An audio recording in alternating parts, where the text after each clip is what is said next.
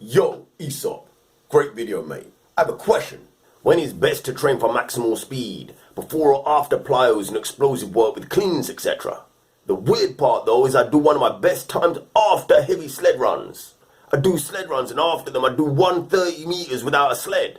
And it's usually a PB for me. However, when I rest a day and then go do speed work in the 30s, I'm nowhere near my PBs. What gives? Okay. This video is all about electricity.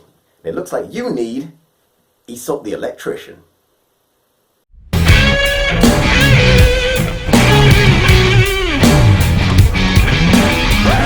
Preach! Testify! Ladies and gentlemen, please welcome to the stage your nervous system. Now the graph of gains is good, but there is a lot more to it. So here's another piece of the puzzle. Muscles and the nervous system have two different graph of gains. That's what makes it confusing. Now, muscle recovery and supercompensation is like going to the petrol station and just filling up your car. Neural recovery and supercompensation is like trying to get an electrician to come and rewire your house. So let's say that muscle recovery takes 48 hours to get to supercompensation, where you're now storing slightly more fuel in the muscles than you were before.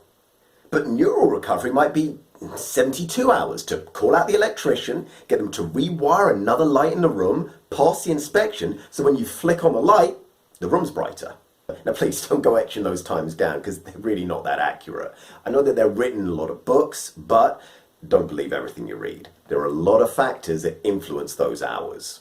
Your story is a great example of this, but more importantly, your tale gives me the chance to illustrate the Silfaca OAP training system. You see, I look at it differently. When you do weighted sled, you're increasing the touch time on the floor. Basically, the weight that you pull means that you've got to spend longer on the floor in each stride. Now, you spending longer on the floor means that you're activating more muscle fibers in each effort. So imagine you're on normal, no sled. Your brain sends electricity down the nerve to the muscle. You turn on 100 fibers and your foot's on the floor for 1 second. Again, ignore the numbers, it's the principle. Now you run with the sled. Your brain sends the electricity down, but because your foot's on the floor for longer, let's say 1.5 seconds, you can turn on 150 fibers. You now do your last run, but with no weight. Your brain sends the electricity down, your foot's still on the floor for only 1 second, but now you've got 150 fibers that are willing to activate. So you use them. Lubbly jubbly. New PB.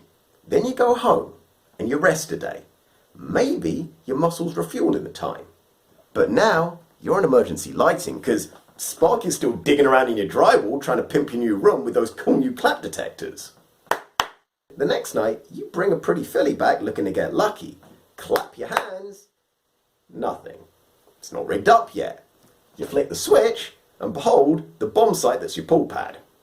She calls a cab because in your own immortal words, you're nowhere near. The answer is, wait until your nervous system's recovered. Let Sparky finish the job. However, I'd see something else too. The fact that when you do resisted runs, you're temporarily activating more fibers, which means you run faster, means that your limiting factor at the moment is rate of force development. When you're given more time on the floor, you're able to temporarily activate more fibers neurally. You've got the strength to pull the sled, but you need to hardwire the ability to activate all 150 fibers all the time. In the first sprint, your foot's on the floor for 1 second and you turn on 100 fibers. In the second sprint, your foot's on the floor for 1.5 seconds and you turn on 150 fibers. In the third sprint, your foot's on the floor for 1 second, but you still turn on 150 fibers. You've improved the rate that you're developing the force. You're developing the force at a faster rate. You're improving the rate of force development. You're using a weighted sled like your mate giving you a jump start every few days, but you're never driving around long enough to charge the battery. So whenever you start the car a few days later, the battery's dead again. You need to give your nervous system more time to recover so that you can run those faster speeds in the next sessions. Or just be cool with the fact that you're going to run slower in the meantime because you're still recovering. I'd focus on technique, rhythm, flow for the next few sessions afterwards until you supercompensate. Now for the last part. When is it best to train for maximal speed?